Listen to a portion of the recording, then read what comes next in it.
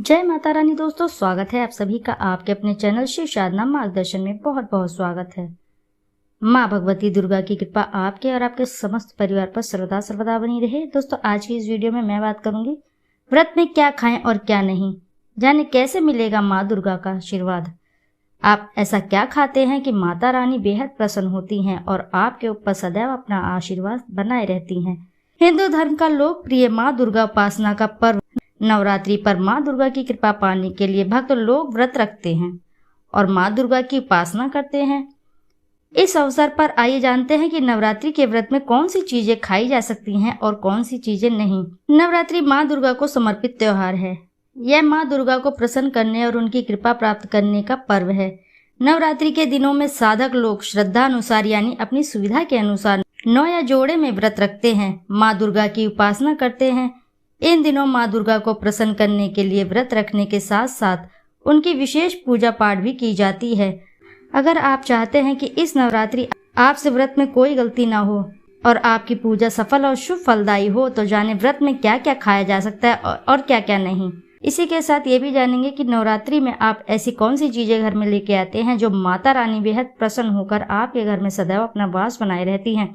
चैत्र नवरात्र इस साल 9 अप्रैल को है। इन 9 दिनों में माँ दुर्गा के 9 स्वरूपों की सच्ची श्रद्धा और आस्था के साथ पूजा की जाती है। पहला नवरात्र 9 अप्रैल को है और आखिरी नवरात्र 17 अप्रैल को है।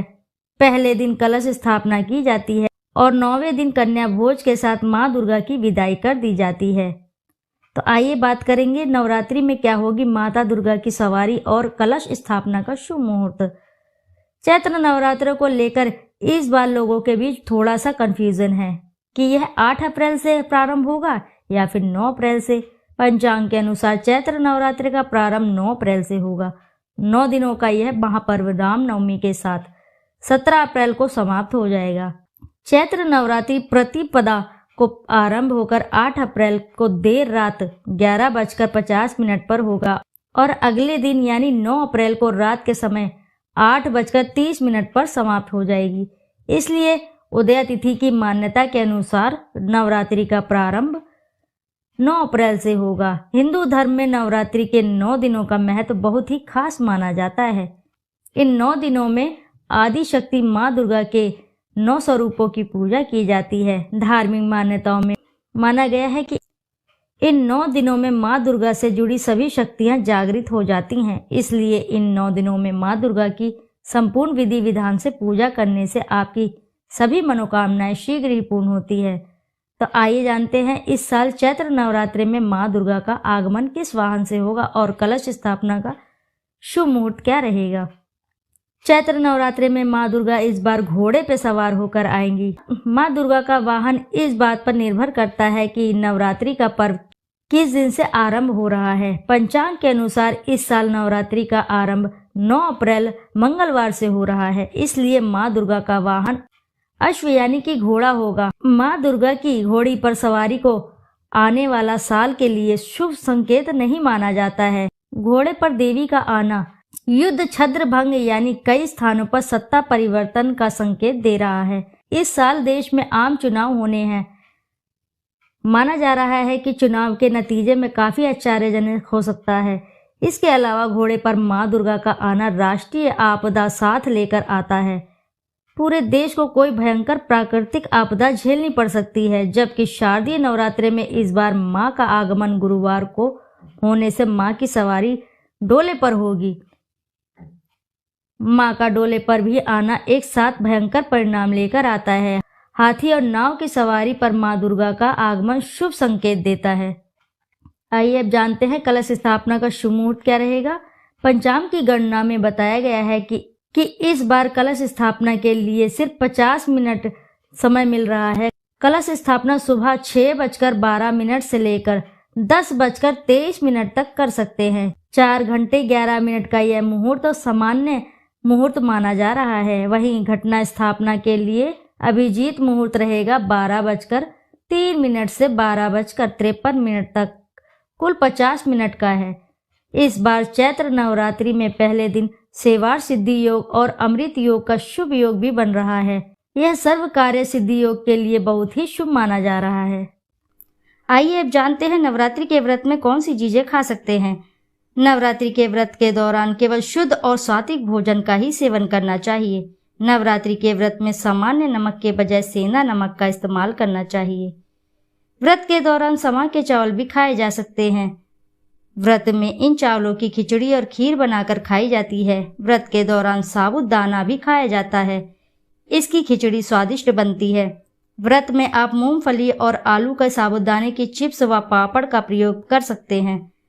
नवरात्रि के व्रत में कुट्टू का आटा, साबुदाने का आटा, शकरकंदी का आटा और सिंघाड़े का आटा भी खाया जाता है। नवरात्रि के व्रत में आलू, टमाटर, खीरा, कद्दू, पालक, शकरकंदी, अरबी और लौकी जैसी सब्जियों का सेवन किया जा सकता है। नवरात्रि के व्रत में जीरा पाउडर, हरी इलायची, काली मिर्च पाउडर, दालचीनी, अजवाइन, लौंग और काली मिर्च इत्यादि मसालों का इस्तेमाल भी किया जा सकता है। इस दिनों दूध, घी, दही, पनीर, खोया या मावा और चाय का सेवन भी कर सकते हैं। नवरात्रि के व्रत के दौरान आप दूध से बनी मिठाई और पेठा मिठाई का भी सेवन कर सकते हैं। नवरात्रि में कौन सी चीज़ें हैं जो नहीं खानी चाहिए, अब ये भी मैं आपको बता देती हूँ। अगर आपने नवरात्रि के व्रत रखे हुए हैं तो व्रत के दौरान भोजन में लहसुन और प्याज का बिल्कुल भी सेवन ना करें। व्रत के भोजन में सेंधा नमक ही खाया जाता है, इसलिए भोजन में साधारण नमक का प्रयोग नहीं करना चाहिए। व्रत के दौरान गेहूं और चावल जैसे अनाज नहीं खाए जाते हैं। फलियां, दाल, चावल, गेहूं, आटा, मक्के का आटा, चावल का आटा, साबुत गेहूं और सूजी का सेवन भी नहीं किया जाता है। और इसी के साथ बाजार में जो जूस बिकते हैं उनका आपको सेवन नहीं करना चाहिए। और डिब्बे बंद जो पेय पदार्थ होते हैं उनका भी आपको सेवन नहीं करना चाहिए। यदि आप पेय पदार्थ पीना चाहते हैं तो घर में ही मिक्सी से निकालकर अपने हाथों से तो उस जूस का आप इस्तेमाल कर सकते हैं। व्रत से शरीर के डाइजेशन सिस्टम को आराम मिलता है और मेटाबॉलिक रेट बढ़ जाता है। हालांकि इस दौरान कुछ बातों का ध्यान रखना भी बहुत जरूरी है, वरना इसका उल्टा प्रभाव भी पड़ता है। व्रत के दौरान शरीर में पानी की कमी नहीं होनी चाहिए। प्रतिदिन 6 से 8 गिलास पानी जरूर पिए। डाइट में ऐसे फल शामिल करें जिसमें से पानी की मात्रा अधिक हो। अंगूर, लीची, संतरा, मौसमी फल जैसे ही फल लें। थोड़े थोड़े अंतराल पर कुछ न कुछ फलाहार करते रहें। पेट खाली रहने से एसिडिटी बढ़ सकती है। अपने खाने में हाई कार्बोहाइड्रेट डाइट जैसे आलू, साबूदाना आदि शामिल करें। ब्रेकफास्ट में आप स्किम्ड मिल्क के साथ साथ फल ले सकती हैं या फिर दूध के साथ भीगे बादाम खा सकते हैं। लंच में साबूदाने से बना कोई व्यंजन दही के साथ लिया जा सकता है। किसी दिन बदलाव के तौर पर कुट्टू के आटे से बनी पूरी और आलू की सब्जी के साथ दही लिए जा सकती है। शाम के समय ग्रीन टी और सूखे मेवे आपको फिट रखेंगे। या फिर सादी चाय के साथ व्रत के चिप्स, रोस्टेड मखाने ले सकते हैं। व्रत के दौरान आपको सावधानियां भी रखनी है। व्रत के दौरान अधिक तला भुना नहीं खाना चाहिए, इससे कैलोरी की मात्रा बढ़ेगी। प्रोटीन, फैट, कार्बोहाइड्रेट, विटामिन और मिनरल्स के साथ साथ सभी जरूरी पोषक तत्वों का सेवन करें। कुट्टू के आटे और आलू का अधिक सेवन नहीं करना चाहिए। नवरात्र में सुस्ती से बचने के लिए पनीर और फुल क्रीम दूध से बचें, अर्थात डिब्बा बंद और बाजारू जूस से आप परहेज करें। जहां तक हो सके डिब्बा बंद और बाजारू जूस आप बिल्कुल भी ना सेवन करें। ऐसा यदि जो साधक करता है तो उसका व्रत खंडित हो सकता है और ऐसे लोगों को व्रत नहीं रखना चाहिए। डायबिटीज और हाइपरटेंशन के मरीज जिनकी हाल ही में कोई सर्जरी हुई है वह भी इस व्रत को ना रखें। खून की कमी की समस्या से जूझ रहे लोग भी इस व्रत को ना रखें। दिल, किडनी, फेफड़े और लीवर की बीमारी से पीड़ित लोग, गर्भवती महिलाएं इस व्रत को बिल्कुल ही ना रखें। ऐसे लोगों को इस व्रत को नहीं रखना चाहिए।